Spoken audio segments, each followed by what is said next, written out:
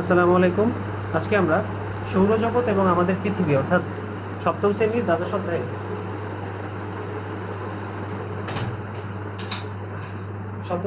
অধ্যায় নিয়ে আলোচনা করব। এই দ্বাদশ মানে কত তোমার দেখো? 11। দ্বাদশ মানে 12 দ্বাদশ মানে 12।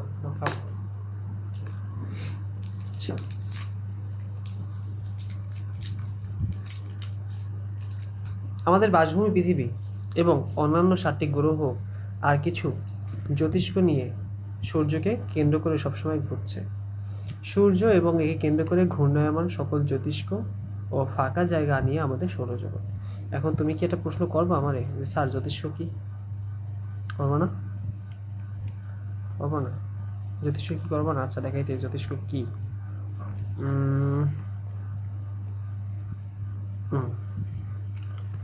তুমি যদি আমাকে বলো যে স্যার জ্যোতিষ্ক কি আসলে, আমি এটা বুকমার্ক করে আসি। এই পর্যন্ত পড়াইছি পৃথিবীর প্রতি।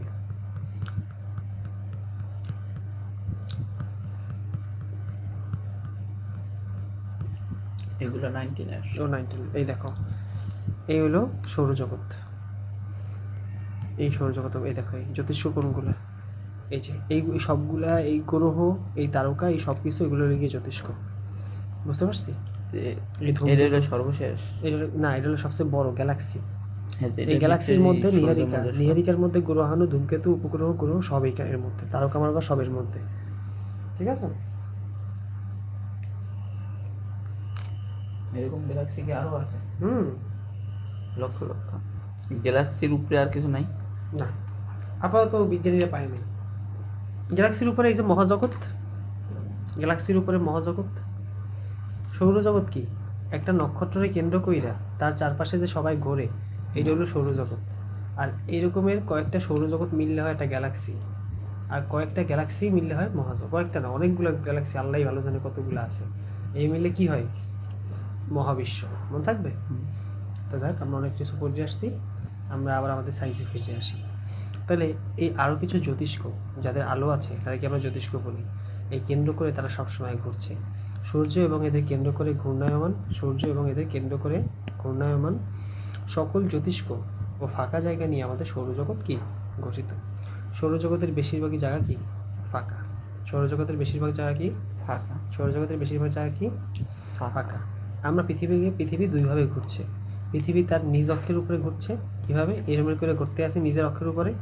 আবার এই গোল্লা অবস্থায় এইভাবে করে ঘুরতে আছে, এইভাবে করে ঘুরতে আছে। এটা কি বোঝো নাকি দেখাম একটু? ভালো হয়। ওকে, আমরা জানতাম যে সূর্য পৃথিবী ছাড়া সূর্য পৃথিবী না না না, কবে জানছে ইয়ে? ভাবছেন সূর্য ওঠে নামে না এক কথা। এইটা আগে বিজ্ঞানী কেপলারও জানতো। ঠিক আছে? বিজ্ঞানী গ্যালিলিও এসে প্রথম এই কথাটা, গ্যালিলিও না জানি কোপারনিকাস এসে এই কথাটা মিথ্যা প্রমাণিত করছে। আর এই মিথ্যা প্রমাণিত করার কারণে তার মারিয়ে ফেলানো হয়েছিল।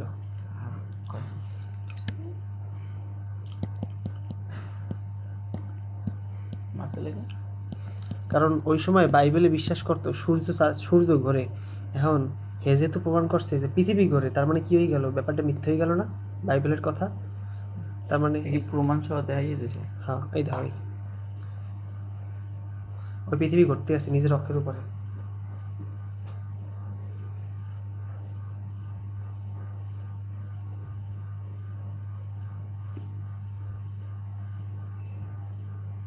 দেখছো? সাউন্ড নেই না? পৃথিবীতে নিজ অক্ষের উপর একবার ঘুরতে আছে, আবার ওই অক্ষ লইয়া সূর্যের চারপাশেও ঘুরতে আছে। Let's look at Earth when it's winter in the northern hemisphere. Observe how the North Pole tips away from the sun. This means that sunlight strikes the northern hemisphere at a shallow angle for a short period of time. This is why winter weather is generally short days of darkness. পৃথিবী একটু হেলে ঘোরে, হেলে মানে বোঝো? আস্তে আস্তে বাঁকা হয়ে যায় না, পৃথিবী একটু হেলেই ঘোরে। হেলে মানে কি?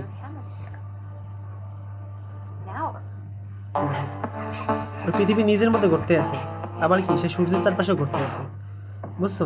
এই যে ওই দেখো নিজে করতে আছে, তার উপরে কি আবার এইভাবে করতে আছে। আর তাহলে চাঁদ কেমনে করে দেখছো? চাঁদ কেমনে করতে আছে দেখছো? কত সুন্দর, বুঝছো? আর বোঝা লাগবে? হুম। ওকে। তাহলে আমরা পৃথিবী দুইভাবে ঘুরতেছে। একটা হলো পৃথিবী তার নিজ অক্ষের উপর, একটা হলো পৃথিবী তার নিজ অক্ষের উপর ঘুরতেছে, আর একটা হলো সূর্যকে কেন্দ্র করে ঘুরতেছে। মজার কথা, এই নিজ অক্ষের উপর যে ঘোরে, এই ঘোরারে বলে আহ্নিক গতি। কি গতি বলে? আহ্নিক গতি। আহ্নিক গতি বলে। আর এক বছরে যে সূর্যের চারপাশে ঘুরে আসে, এই গতিটা বলে বার্ষিক গতি। এই আহ্নিক গতির কারণে কি হয়? এই যে আহ্নিক গতি, যে নিজ অক্ষের উপর যে একবার পাক খায়, এইটাকে বলা হয়, এই যে নিজ অক্ষের উপর একবার পাক খায়, এইটার কারণে তার দিন রাত্রি হয়। আর বছরে যে একবার পাক খায়, এই কারণে তার ঋতু পরিবর্তন হয় অথবা একটা বছর হয়। মনে থাকবে? বুঝছি? ওকে। বছরের পাক খাই যেটা ওইটা হলো বার্ষিক গতি। ফুল। ফুল, হ্যাঁ, ফুল ওই যে সূর্যের চারপাশে ঘুরে আসে তারা। আর দিনে ওটা নিজে নিজে করতে থাকে। হ্যাঁ, এই যেমন এই দেখো, এই যে নিজের মধ্যে ঘুরতে আছে, ওইটার কারণে দিন রাত হইতে আছে। এই যে নিজের ভিতরে যে ঘুরতে আছে, এটার কারণে দিন রাত হইতে আছে। আর এই যে সূর্যের চারপাশে ঘুরতে আছে নীল আলোটা, এটার কারণে তার বছর হইতে আছে। যে প্রথম যেটা দেয় সেটা হলো বছর হইতে আছে। হ্যাঁ হ্যাঁ, বুঝছো? এই করতে আছে। হ্যাঁ। ওকে, এবার আমরা সূর্যের চারদিকে পৃথিবী যে ঘোরে সেটা নিয়ে আলোচনা করব। ষষ্ঠ শ্রেণীতে তুমি চন্দ্র আর সূর্য সম্পর্কে কিছুটা জানছো।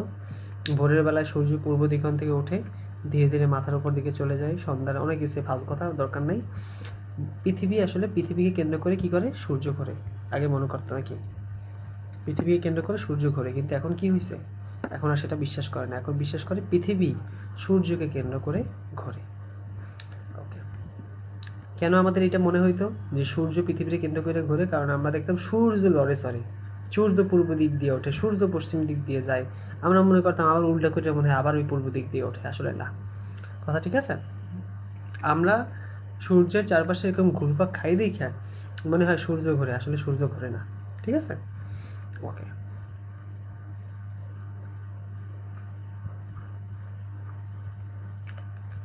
বুঝছো?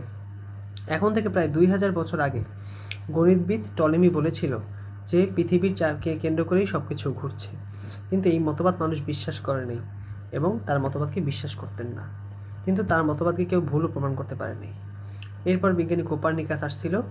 তিনি ছিলেন একজন জ্যোতিষী। তিনি করেছিলেন নতুন একটা মতবাদ নিয়ে আসছিলেন। তিনি পৃথিবী কেন্দ্রিক মডেলের সূর্য একটা প্রস্তাব করেছিলেন। এই মডেলের মূল কথা ছিল যে পৃথিবী সূর্যকে কেন্দ্র করে ঘোরে। তিনি আরও নতুন কথা বলেন যে পৃথিবী তার নিজ অক্ষের উপরও কি করে? ঘোরে। অর্থাৎ আহ্নিক গতির কথা বলছিলেন। ঠিক আছে? ঘোরে পৃথিবী। পরবর্তীতে এই বিজ্ঞানী গ্যালিলিও ও কেপলার কোপার্নিকাসের এই মতবাদকে পক্ষে প্রমাণ হাজির করেন। বর্তমানে সৌরকেন্দ্রিক এই মডেলটি প্রমাণিত এবং বিজ্ঞান দ্বারা অনুমোদিত। এই কারণে এই যে কোপার্নিকাসকে মেরে ফেলা হয়েছিল, গ্যালিলিওরে মেরে ফেলা হয়েছিল, বুঝতে পারছো? যে তারা বাইবেলের বিরুদ্ধে বলছে কেন, এই জন্য। ঠিক আছে?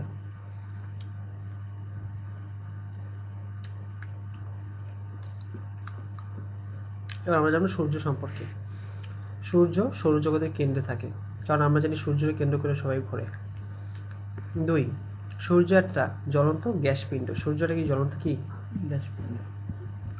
আচ্ছা, এটা এরকম করতেছে কেন? ব্যাকগ্রাউন্ডে কিছু বেশি অ্যাপস আছে না? সূর্যটা কি? জ্বলন্ত গ্যাস পিণ্ড। এই জ্বলন্ত গ্যাস পিণ্ডে রয়েছে মূলত হাইড্রোজেন আর হিলিয়াম। কি কি আছে বলো? হাইড্রোজেন এবং হিলিয়াম আছে। ঠিক আছে? হাইড্রোজেন আর কি আছে? হিলিয়াম। এই দুটোর সংকেতেই। ঠিক আছে? হাইড্রোজেন গ্যাসের পরমাণু এবং পরমাণু পরস্পরের সাথে যুক্ত হয়ে হিলিয়াম পরমাণুতে পরিণত হয়। এই প্রক্রিয়ায় প্রচুর শক্তি তৈরি হয়। এই শক্তি দিয়েই এই আমরা আলো এবং কি পেয়ে থাকি? তাপ পেয়ে থাকি। মনে থাকবে? আচ্ছা। সূর্য মোটামুটি মাঝারি আকারের একটা নক্ষত্র, এর চাইতেও বড় নক্ষত্র আছে। এই সূর্যের আয়তন পৃথিবীর তুলনায় প্রায় 13 লক্ষ গুণ বড়। সূর্য পৃথিবী থেকে 15 কোটি কিলোমিটার দূরে অবস্থিত। আচ্ছা, এরকম করতেছে কেন?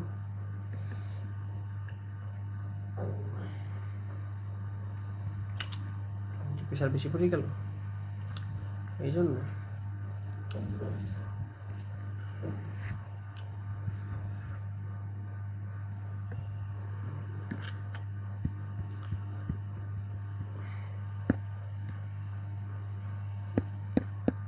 আচ্ছা, সূর্য পৃথিবী থেকে প্রায় 15 কোটি কিলোমিটার দূরে অবস্থিত। গ্রহগুলোর পরিচয়, এই সূর্য আর এই সূর্যকে কেন্দ্র করে চারপাশে সবাই কী করতেছে, চারপাশে ঘুরতেছে। তাহলে আমরা গ্রহগুলো সম্পর্কে জানতে হবে। এই যে গ্রহগুলোর নিজেরা কোনো শক্তি উৎপাদন করে না, তাই গ্রহ কোনো নিজের আলো নাই এবং তাপও নিঃসরণ তারা করে না। এমনি গ্যালাক্সি তো আরো অনেক আছে না? গ্যালাক্সি কি আরো অনেক আছে? হ্যাঁ, গ্যালাক্সি আরো অনেক আছে। ওই গ্যালাক্সির ভিতরে সূর্য পৃথিবী সব আছে। ওই গ্যালাক্সির ভিতরে এখন পর্যন্ত আমরা আমাদের গ্যালাক্সি মিল্কি ওয়ে, আমাদের গ্যালাক্সির নাম কি? Milky way. আমরা সেই গ্যালাক্সি দিয়ে এখন পর্যন্ত বের হইতে পারিনি। কি বলছি? আমরা মিল্কি ওয়ে গ্যালাক্সি দিয়ে এখন পর্যন্ত কি হইতে পারিনি? বের হইতে পারিনি। তো আমরা জানি না যে এই পৃথিবীর মতো আর একটা পৃথিবী আছে কিনা। বুঝতে পারছি? এবার বুধ কি? বুধ হলো সবচেয়ে কাছের গ্রহ। এই যে সবচেয়ে কাছের গ্রহ এই যে এইটা না, এইটা হলো বুধ। মনে থাকবে, সবচেয়ে কাছের গ্রহ বুধ। এই বুধে সূর্যের কাছের গ্রহ, এতে কোনো বায়ুমণ্ডল নেই। শুক্র কোনটা? আমরা ওই যে পৃথিবীতে, শুক্র হচ্ছে ওই যে আমরা পৃথিবী থেকে শুক্র হচ্ছে আমরা পৃথিবী থেকে ওই যে পশ্চিম আকাশে সন্ধ্যা তারা দেখি আর ভোরের আকাশে শুক তারা দেখি, ওইটাই হলো শুক্র। মনে থাকবে? ঠিক আছে, এটা আসলে সূর্যের কাছের গ্রহ, 2 নম্বর গ্রহ। পৃথিবী, কেবলমাত্র পৃথিবীতে জীবনের কি আছে? উপকরণ আছে। এইটা সূর্য দিক থেকে 3য় গ্রহ, সূর্যের দূরত্বের দিক থেকে। মঙ্গল গ্রহে লাল গ্রহ বলা হয় কারণ এর পৃষ্ঠ লাল রঙের, কারণ মঙ্গলের মাটির নিচে পানি থাকার সম্ভাবনা আছে এই বলে বিশ্বাস করেন তারা। এবার বৃহস্পতি সবচেয়ে বড় গ্রহ। এই গ্রহের মধ্যে শুধু গ্যাস আছে, কোনো কঠিন পৃষ্ঠ নেই, কোনো মাটির কিছু নাই, খালি গ্যাস আর গ্যাস। শনি কি? শনির ভিতরেও কেবল গ্যাস আছে, এর ঘিরে কয়েকটা রিং আছে, 3টা রিং আছে বা আংটা আছে। কয়টা রিং? 3টা। কয়েকটা রিং আছে। ইউরেনাস কি? ইউরেনাসও গ্যাস আর বরফ দ্বারা ঢাকা। নেপচুন কি? নেপচুনও কিছুটা ইউরেনাসের মতো একটা গ্রহ। আর আগে প্লুটো নামক একটা জ্যোতিষ্ককে গ্রহ বলা হয়েছে, কিন্তু 2006 সালের পর একে বলা হয়, প্লুটোকে বলা হয় গ্রহাণু। তাহলে প্লুটো কি বলো? এরকম করতেছে কেন? প্লুটোকে বলা হয় কি? গ্রহাণু। মনে থাকে, প্লুটোকে বলা হয় কি? গ্রহাণু।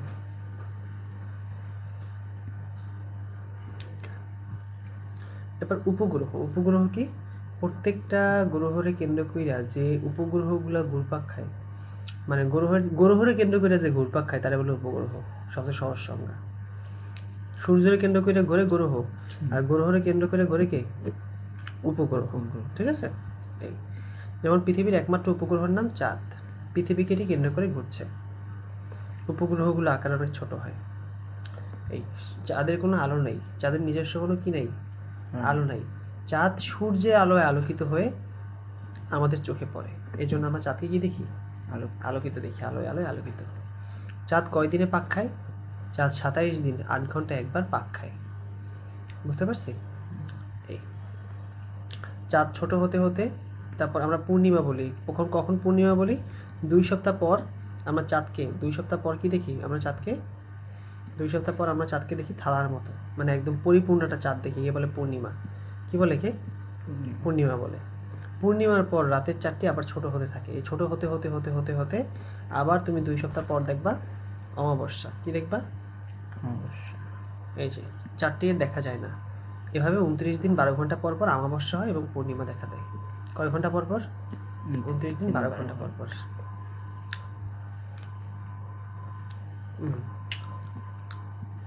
চাঁদ ছাড়াও এই উপগ্রহের পাশে 6700 এর বেশি কৃত্রিম উপগ্রহ আছে। মানুষের প্রেরিত উপগ্রহ। মানুষের প্রেরিত উপগ্রহ মানে বোঝো?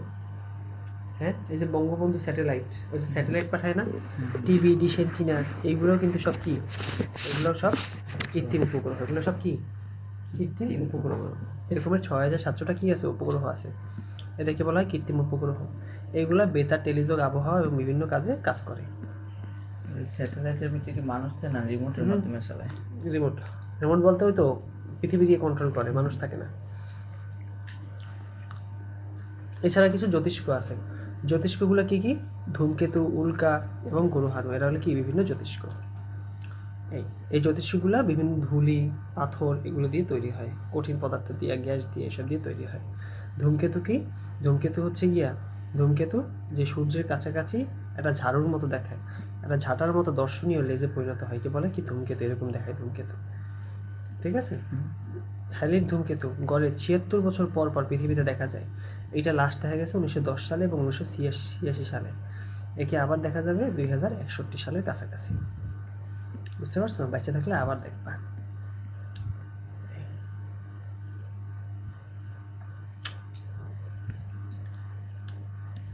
সূর্যের চারপাশে ঘূর্ণায়মান জ্যোতিষ্ক সময়ের মধ্যে সবচেয়ে ছোট হলো উল্কাপিণ্ড। উল্কা হলো ছোট ছোট পাথরের মতো। ঠিক আছে, এগুলো পৃথিবীর উপরে পড়লে পৃথিবীতে বড় বড় গর্ত সৃষ্টি হয়। এবার আমাদের বাসভূমি পৃথিবী, পৃথিবী সম্পর্কে আমরা জানবো। আমরা পৃথিবী দিয়ে কেন উঠতে পড়ে যাই না কত? কেন ছিটকে পড়ি না? কারণ পৃথিবীর ভিতরে একটা অভিকর্ষ বল আছে। অভিকর্ষ বল কি? পৃথিবী সবসময় তার নিচের দিকে টানে। পৃথিবী তার নিচের দিকে কি করে? টানে। এই নিচের দিকে টানে বইলা আমরা উপরে লাফ দিয়ে বেশি দূর যাইতে পারি না, আবার মাটিতেই ফিরে আসি। মনে থাকবে? এবার পৃথিবী নিজ অক্ষের উপর ঘোরে আর সূর্যকে কেন্দ্র করে ঘোরে। পৃথিবী যে নিজ অক্ষের উপর পশ্চিম থেকে পূর্ব দিকে পাক খায়, এই পাক খাওয়ার গতিরে বলা হয় আহ্নিক গতি। ঠিক আছে, এই যে 24 ঘন্টায় পাক খায় একে বলা হয় আহ্নিক গতি। আর দ্বিতীয় গতিটা হলো পৃথিবী 365 দিন 6 ঘন্টায় সূর্যের চারপাশে একবার ঘুরে আসে, একে বলে বার্ষিক গতি, অর্থাৎ কি বছর। 365 দিন 6 ঘন্টায় বছর হয় আমাদের, আর 24 ঘন্টায় আমাদের কি হয়? দিন হয়। একে বলে পৃথিবীর বার্ষিক গতি। বুঝতে পারছো? আহ্নিক গতির কারণে দিন রাত হয়, আর বার্ষিক গতির কারণে কি হয়?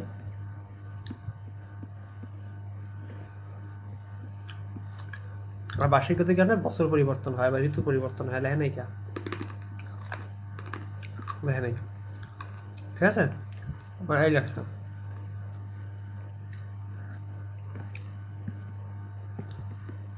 সূর্যের চারপাশে যে পৃথিবী 365 দিন 6 ঘন্টা একবার ঘুরে আসে, এই ঘুরে আসে কি বলে? সৌর বছর।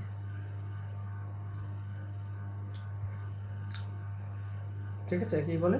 সৌর বছর বলে। এই কারণে দিন রাত ছোট বড় হয় এবং কি হয়? ঋতুর পরিবর্তন হয়। বুঝতে পারছি? যেমন গ্রীষ্মকালে বা জানুয়ারি ফেব্রুয়ারি মাসে শীতকাল পড়ে, ডিসেম্বর মাসে শীতকাল, জুন জুলাই মাসে বর্ষাকাল। এই 21 জুন বাংলাদেশ সূর্যের কিছুটা কাছে চলে আসে, এই জন্য 21 জুন সবচেয়ে বেশি গরম পড়ে। মনে থাকবে? আমাদের আষাঢ় শ্রাবণে খুব বৃষ্টিপাত হয়, এই সময়কে আমরা বর্ষাকাল বলি।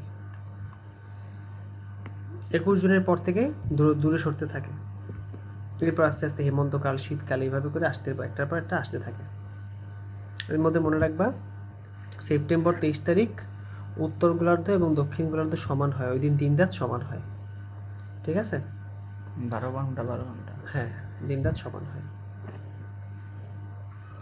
ওকে,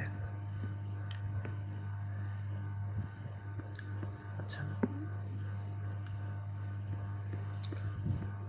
এই যে এই হলো সূর্য, এই মনে করো পৃথিবী, এই পাশটা হলো তোমার উত্তর গোলার্ধ, এই পাশটা হলো গিয়ে তোমার দক্ষিণ গোলার্ধ। আমরা কোথায় তুমি জানো? আমরা কিন্তু উত্তর গোলার্ধে অবস্থিত। আমরা কোথায় দেখাই? আমরা বাংলাদেশ এইখানে অবস্থিত। এইখানে কোথায় অবস্থিত? বাংলাদেশ এইখানে অবস্থিত। এখন যেদিন কি 21 জুন, সেদিন কি আমাদের দেশের উপরে খারাপভাবে আলো পড়তে আসে না? হ্যাঁ, ওই দিন আমাকে কী কাল? ওই দিন আমাকে গ্রীষ্মকাল। 23শে সেপ্টেম্বর, এই হলো মনে করো বাংলাদেশ, বা এই মনে করো বাংলাদেশ। এখন দেখো, বাংলাদেশে সমান সমান আলো পড়তে আসে না? ওই সময় কী কাল? ওই সময় আমাদের বসন্তকাল। আর এই পাশে যে সময় বাংলাদেশ, এই মনে করো বাংলাদেশ। ঠিক আছে, তখন কী কাল?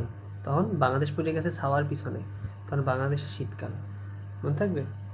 বুঝছো? তির্যকভাবে দেয় না। আবার এই পাশে যখন আসছে তখন বাংলাদেশ তখন এই পাশে বাংলাদেশে কী কাল? তখন এই পাশে বসন্ত বা হেমন্তকাল। মনে থাকবে?